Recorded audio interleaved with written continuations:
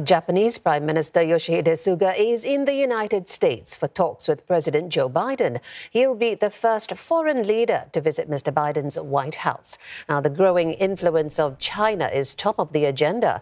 The leaders are also expected to discuss Beijing's alleged human rights violations in Xinjiang and Hong Kong. And there could also be a united stance on Taiwan. Nick Harper joins us live now. Nick, what signal is Mr. Biden sending by making the Japanese Prime Minister his first guest?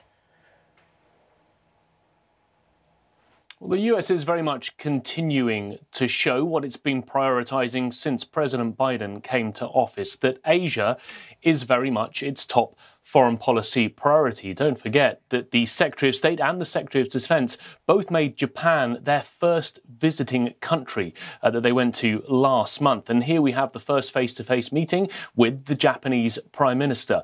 President Biden promised to create this coalition of allies, really to counter that rising threat that the US and Japan sees from China. It's interesting to note that President Obama and President Trump chose Canada and the UK as their first face-to-face meetings.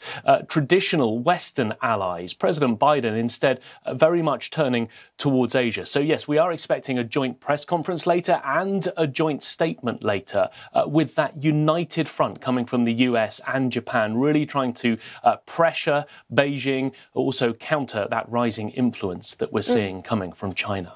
Yeah, and while a joint statement on Taiwan is widely expected, it would surely anger China.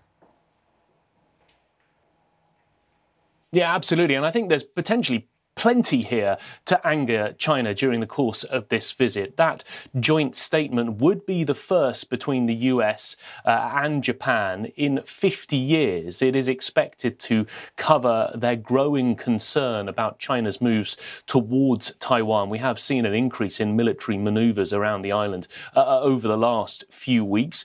Also included in that joint statement could be reference to Xinjiang and human rights abuses. The US has already sanctioned China and called out Beijing for what it says is genocide in the region. Japan hasn't been that strong in its actions or words. The US would like it to be stronger. We'll have to wait and see exactly how strong that joint statement is. But it could also cover the South China Sea, the military build-up that we're seeing there, erosion of democracy in Hong Kong. And we are expecting that Japan will also announce during this visit $2 billion of investment in 5G telecommunications. And of course, that is to try and counter China's rising influence, in particular with Huawei. So China very much front and center in all of these discussions, and that could prompt an angry response in turn from Beijing. Many thanks, Nick Harper reporting from Washington, D.C.